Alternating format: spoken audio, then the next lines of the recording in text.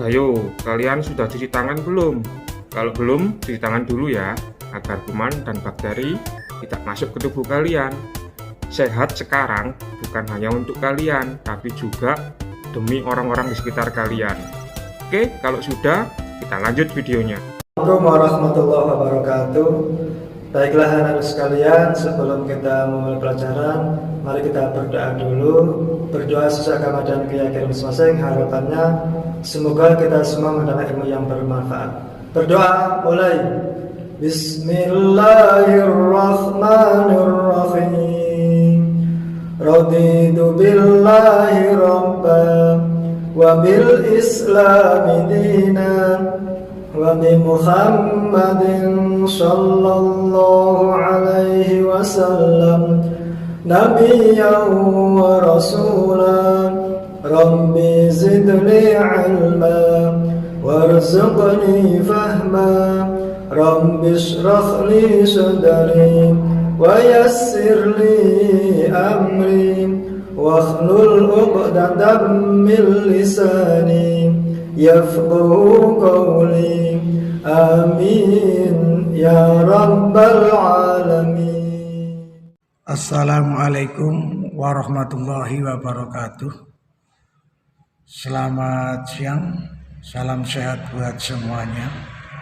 Anak-anakku yang saya cintai dan yang saya banggakan, pada kesempatan daring siang hari ini saya ingin melanjutkan keterangan saya yang sudah saya berikan beberapa minggu yang lalu, yaitu tentang analisa break-even point atau BEP. BEP ini sebenarnya sudah saya sampaikan minggu yang lalu, tapi ini lebih jelasnya silakan aja ikuti pembelajaran daring dengan baik. Pada analisa BEP ini fungsinya adalah untuk menetapkan kebijakan pada bisnis yang profitable. Ini dibutuhkan analisa untuk melihat apakah margin kontribusi sudah dapat menutup fixed cost. Ya, kita lanjut. Definisi BEP sesuai dengan keterangan yang sudah pernah saya sampaikan minggu yang lalu, yaitu break-even point itu sama dengan titik pulang pokok. Dalam bahasa Indonesia adalah titik pulang pokok, di mana titik pulang pokok ini adalah keadaan suatu usaha ketika pada saat itu tidak memperoleh laba, juga tidak mengalami kerugian. Ya, jadi titik pulang pokok atau BEP. Kemudian untuk keperluan analisa tersebut perlu mempelajari kaitan antara revenue, ya, cost, kemudian net profit. Ya, revenue itu adalah pendapatan usaha, cost itu biaya, net profit adalah margin laba bisnis. Ya. Kemudian dengan BEP ini maka pebisnis dapat mengambil keputusan yang berkaitan dengan pengurangan atau penambahan harga jual, biaya dan laba. Kita lanjut. Analisa BEP ini digunakan satu untuk mengetahui jumlah penjualan minimal yang harus dipertahankan agar perusahaan ini tidak mengalami kerugian. Yang kedua, untuk mengetahui jumlah penjualan yang harus dicapai untuk memperoleh tingkat keuntungan tertentu. Yang ketiga adalah mengetahui seberapa jauh berkurangnya penjualan agar perusahaan tidak menderita kerugian. Kemudian yang terakhir, analisa ini digunakan untuk mengetahui bagaimana efek perubahan harga jual, biaya dan volume penjualan terhadap keuntungan. Ini analisa BEP ya, kita lanjut. Kemudian analisa BEP ini juga memberikan hasil yang baik jika asumsi berikut ini bisa terpenuhi. Pertama, perilaku penerimaan dan pengeluaran dilukiskan dengan akurat dan bersifat linear sepanjang jangkauan bisnis yang relevan.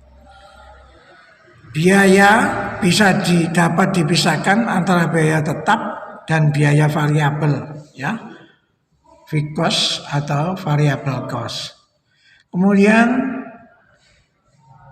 efisiensi dan produktivitas tidak berubah. Berikutnya, harga jual tidak mengalami perubahan, biaya-biaya tidak berubah, bauran penjualan akan konstan. Yang terakhir, tidak ada perbedaan yang signifikan antara persediaan awal dan persediaan akhir.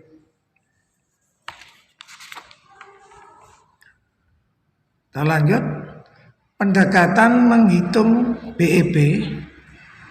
Ada 3 pendekatan yang kita ketahui. Yang pertama adalah pendekatan persamaan, kedua pendekatan margin kontribusi, yang ketiga pendekatan grafik. Ya, jadi untuk menghitung BEP ini ada tiga pendekatan. Sekarang kita lanjut. Yang pertama adalah pendekatan persamaan. Rumusnya yaitu Y sama dengan CX dikurangi BX dikurangi A, di mana Y itu sama dengan laba, C-nya sama dengan harga jual per unit, X sama dengan jumlah produk yang dijual, B-nya adalah biaya variabel persatuan, A-nya adalah biaya tetap total, kemudian CX itu sama dengan hasil penjualan, dan BX sama dengan biaya variabel total. Ini kita gunakan pendekatan persamaan dengan menggunakan rumus ini, ya.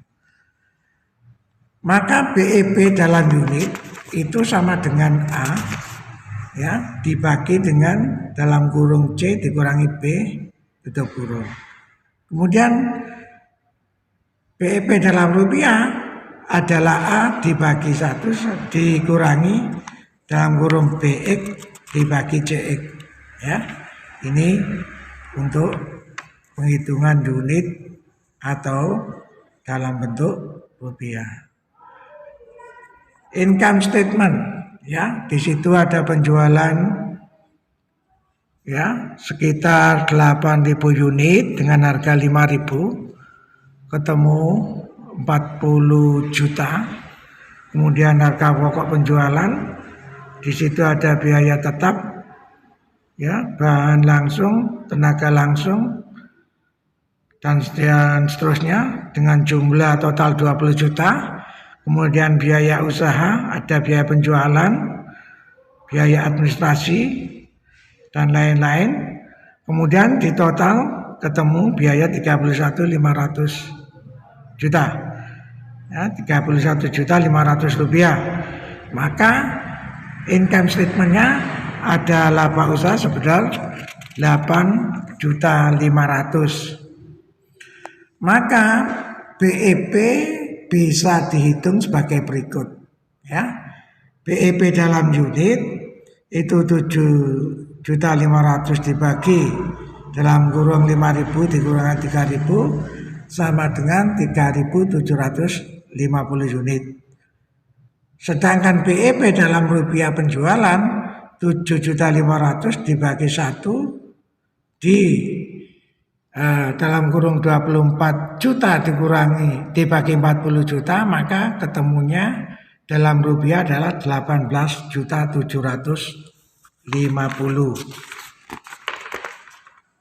Kita lanjut. Pendekatan margin kontribusi.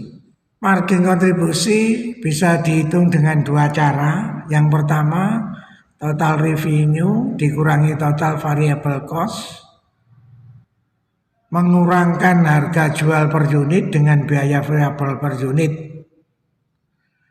Kemudian BEP unit sama dengan biaya tetap dibagi dengan margin kontribusi, dan kalau BEP rupiah sama dengan biaya tetap dibagi dengan rasio margin kontribusi atau MK.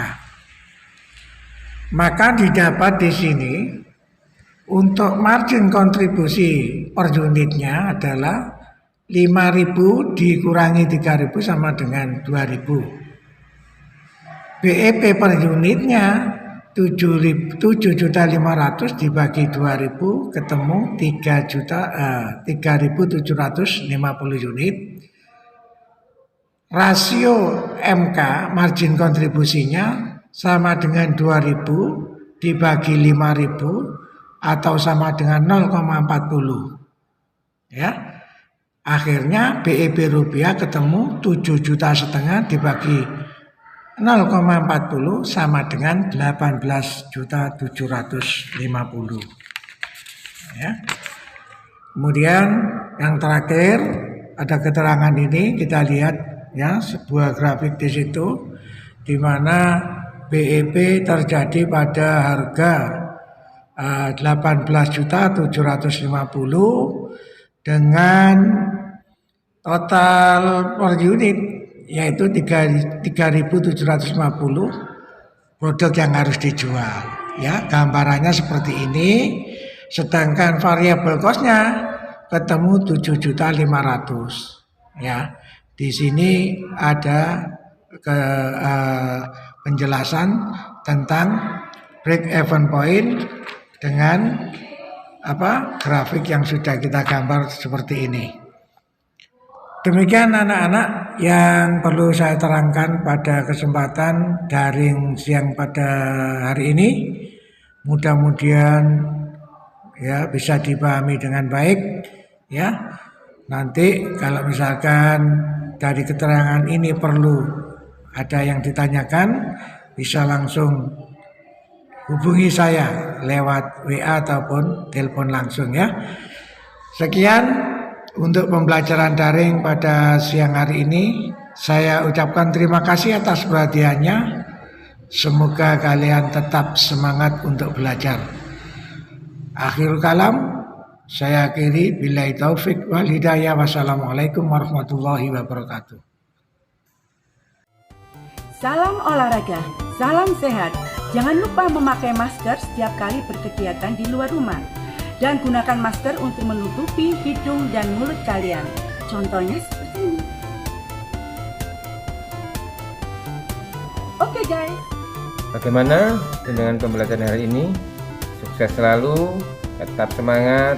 Jangan lupa jaga kesehatan, pakai masker, selalu cuci tangan. Dan jangan lupa, jangan keluyuran kemana-mana. Tetap di rumah saja, bantu orang tua. Jangan lupa ibadah.